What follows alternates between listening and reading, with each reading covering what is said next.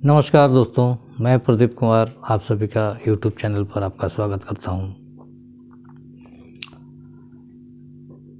बात देश में चल रही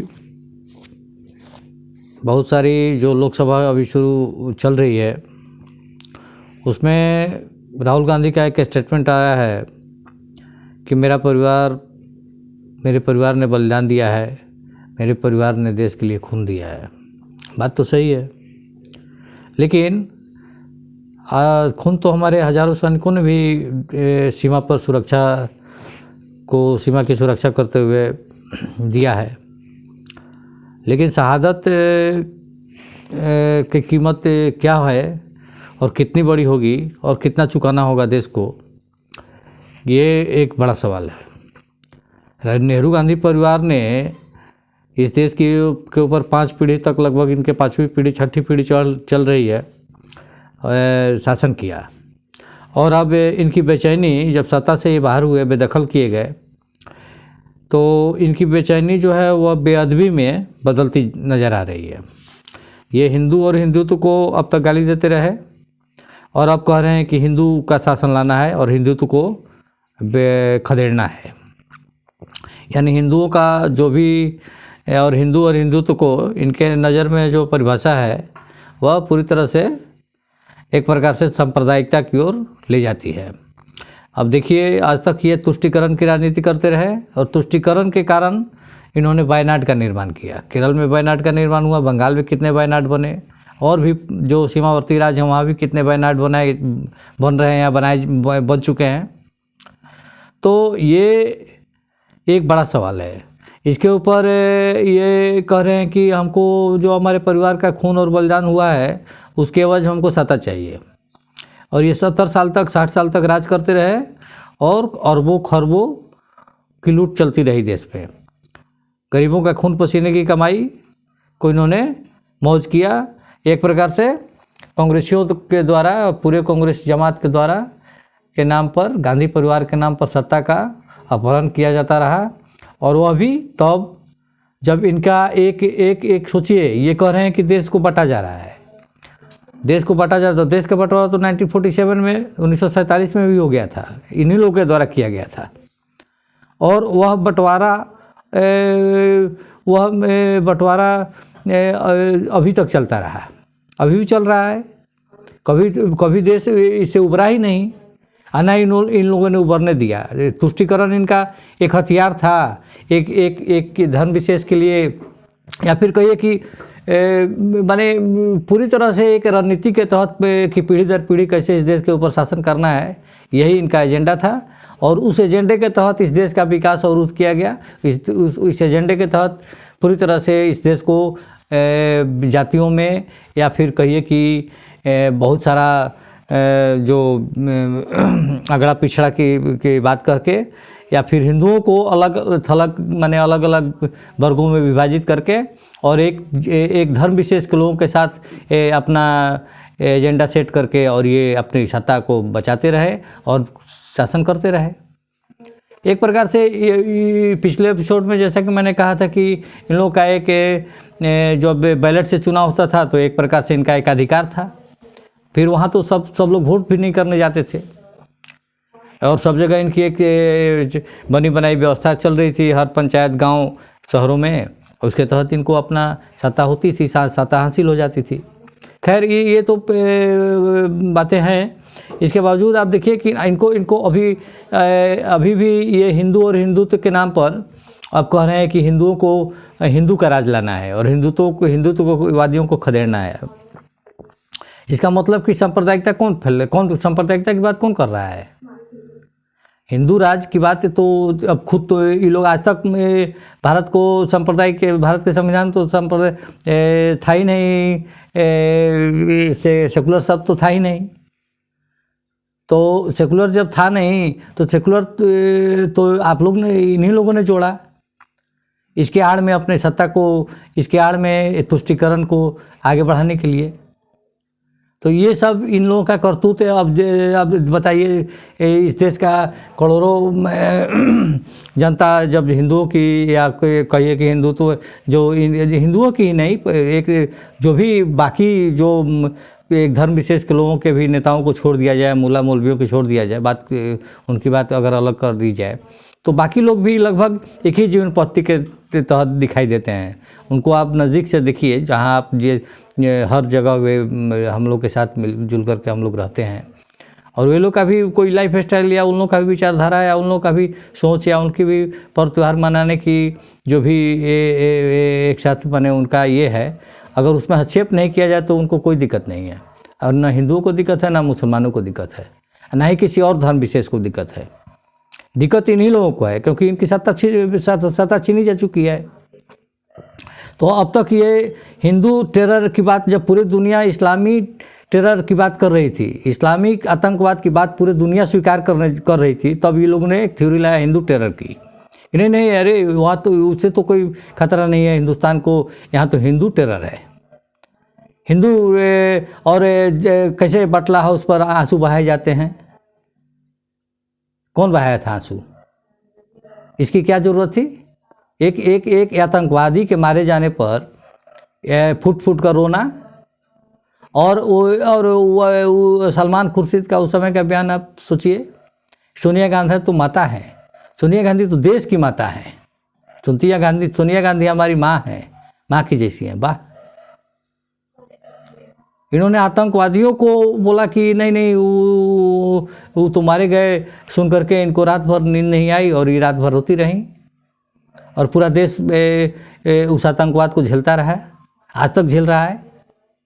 जब देश की सेना को खुला छूट दिया गया तो देश में धारा 370 और भारत की एक सरकार आती है, देश की जनता द्वारा एक चुनी हुई मजबूत सरकार आती है और देश से धारा 370 को आसानी से ख़त्म कर देती है। राम मंदिर का निर्माण होने लगता है। इस सब के ऊपर कुंडली मार के कौन बैठा था? यह तो उतना ही आसान नजर आता है जैसे जादू की छड़ी। जैसे ही देश की सरकार की दृढ़ इच्छा शक्ति सामने आती है तो धारा 370 हट जाता है। राम मंदिर का निर्माण कर रास्ते के अवरुद्ध, सारे फैसले सामने आ जाते हैं, सुनवाई पूरी हो जाती है और सुप्रीम कोर्ट का फैसला सामने आ जाता है। तो देश का विकास एक प्रकार से ये लोग अवरुद्ध करके रखे थे, और अब जब देश की जनता जाग चुकी है, देख रही है कि हमारा विकास माने कैसे किस तरह से रोका गया, किस तरह से हम विकास कर सकते थे, कहाँ पर आज हम लोग, तो यूरोप और अमेरिका भी हो सकता है कि हम लोग उससे आगे होते या उसके बराबर होते। आज देखिए, आप सोचिए, हम लोग सोचें, लाखों टेक्नोक्रेट अपने घरों में बैठ कर के कोरोना काल में अब पूरे दुनिया की कंपनियों को यहाँ से चला रहा है, अपने घरों से, अपने ऑफिस में भी नहीं जा रहा, अपने घरों से उसको चला रहा है। दुनिया के 10 बड़ी कंपनियों, जितनी बड़ी कंपनियां हैं, सबके जो टेक्नोलॉजी कंपनियां हैं, उसको देश का, भारत का लड़का CEO है, उस सारी कंपनियों का CEO भारत का लड़का है, भारत के लोग हैं। अमेरिका में जो कुछ भी अगर नए बदलाव पूरी दुनिया में आ रहे हैं तो भारत के लोग वहाँ पर खड़े दिखाई दे रहे हैं। कोरोना वैक्सीन से लेकर के आप देखिए, किसी भी लड़ाई को तो क्या ये आज के परिवेश में भारत का नेतृत्व करने के गांधी परिवार में क्षमता है? क्या किसी में ये योग्यता दिखाई दे रही है कि ये लोग इस देश का नेतृत्व करेगा? आज सब लोग अपना अपना राहुल गांधी की बेचैनी आप समझ में आती है, या फिर इनकी उग्रता, या फिर इनकी जो बेहयापन है, जो आप एक प्रकार से कह सकते हैं कि ये जिस लुखैरई का, एक प्रकार लखैरई जिस तरह से ये करते हैं, सड़कों पर ही कर रहे हैं, इसका तो एक ही ये तरीका था कि इनको, या तो अब तक ये जो इन लोग का कारनामा है, जो इस तरह से अब तक ये इस परिवार के कारनामा है, जिस प्रकार की लूट किया गया, नेशनल हेराल्ड केस में इनको अब तक जेल में होना चाहिए था। लेकिन इसके बावजूद ये देश की राजनीति में शामिल है, देश की राजनीति, सक्रिय राजनीति में कर रहे हैं। लोकसभा में अमेठी तो हार गए, लेकिन ये गए कहाँ? 3000 किलोमीटर दूर वायनाड तो देश के हर कोने में बनाया गया। केरल में बनाया गया, बंगाल में बना, हर सीमावर्ती राज्य में वायनाड का निर्माण, या हर वैसे राज्य में जहाँ तुष्टिकरण के कारण उसको बढ़ावा दिया गया, उसकी संख्या को या कहीं से भी ला करके बसाया गया, बाहरी लोगों को ला करके बसाया गया, देश की जनसंख्या को एक प्रकार से बढ़ाया गया या एक प्रकार से असंतुलित करने का प्रयास किया गया। तो ये सारी स्थितियां देश को एक पूरी तरह से असंतुलित करती हैं। और जब बात आती है कि कैसे हम इससे बाहर निकलें, कैसे हम देश को आगे तरक्की के विकास के रास्ते पर ले जाएं, तो ये लोगों को कभी सीएए के नाम पर आंदोलन खड़ा करते हैं लोग, और कभी किसान आंदोलन के नाम पर, और जब सब इसमें भी विफल होते हैं तब क्या लेकर बैठ जाते हैं कि मेरे परिवार ने बलिदान दिया था, मेरे परिवार ने खून दिया है, इसकी आप कीमत चुका चुके हैं, देश ने कीमत चुकाई है, इसकी बहुत बड़ी कीमत देश के लोगों ने चुकाई है। आप 60 साल तक सत्ता में बैठे रहे और बनाना, ये देखिए कि इन्हीं के एक हैं रॉबर्ट वाड्रा, इनके बहनोई लगेंगे, या इस परिवार गांधी नेहरू परिवार के दामाद रॉबर्ट वाड्रा ने कहा कि बनाना रिपब्लिक। ठीक ही कहा, लगभग उसके दिमाग में क्या चल रही थी, अरे हम लोग करोड़ों अरबों रुपया खरबों रुपया लूट रहे हैं और ऊपर से ऐश कर रहे हैं, कुछ भी लोग गरीबों के कुछ टुकड़ा फेंक देते हैं कि लो भाई ये मनरेगा के तहत तुम कुछ कमा लो, खा लो, कुछ ये ऐसे इस प्रकार से कुछ योजनाएं चलाकर गरीबों को दे दिया जाता है, और उसके बाद शासन में ये लोग बने रहते हैं। तो यही तो सोचेंगे कि अरे हम लोग तो सब कुछ कर ही नहीं रहे हैं, फिर भी हम लोग के पास सत्ता आ जा रही है, तो ये बनाना रिपब्लिक से ज़्यादा क्या सोचेंगे। अब यही बनाना रिपब्लिक इनको अगर रोड पर सड़क पर ला के खड़ा कर रही है, तो ये एक नई हिंदू और हिंदुत्व को गाली देना शुरू करते हैं कि हिंदुओं को हटा करके हिंदुत्व को भगाना है, हिंदू को लगाना है और हिंदुत्व को भगाना है। तो ये एक प्रकार से एक इनकी अब ये सब चलने वाला नहीं है। और सच पूछिए तो देश अब काफ़ी आगे निकल चुका है। अब देश वहाँ थोड़े इन लोग के ऐसे वंशवादियों को अब किसी भी प्रकार से स्वीकार करने के लिए तैयार है। तो ये अभी भी धार्मिक बंटवारा कौन कर रहा है?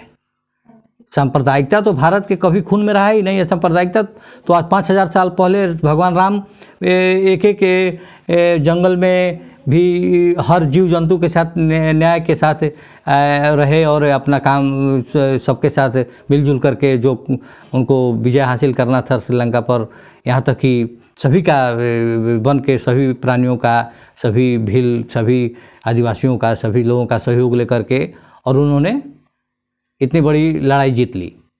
तो सबको वहाँ पर तो वहाँ तो एकदम सीधी सी बात है कि वहाँ पर पूरी तरह से हमारा देश सेकुलर था। हमारी तो कभी भी हम लोग सांप्रदायिक नहीं रहे हैं। हमारा तो इतिहास ही नहीं है। जब से सनातन धर्म है या सबसे प्राचीन धर्म है, उसके पहले तो कोई धर्म ही नहीं था। यहाँ तक कि चंद्रगुप्त मौर्य की शादी हेलेना से होती है, यूनान की रहने वाली लड़की से, तो उस समय भी इसको देखा गया कि कैसे हम लोग सेकुलर थे और कितना सेकुलर थे। तो सेकुलर को संविधान में जोड़ करके उसके आड़ में बचने और उसके आड़ में सत्ता को कैसे बचाए रखना है, कैसे आगे बढ़ाना है, कैसे मुस्लिम तुष्टीकरण को, मुस्लिमों को भी उससे कुछ हासिल नहीं हुआ। अब वे भी महसूस कर रहे हैं कि हमको एक ओवैसी का निर्माण हो रहा है।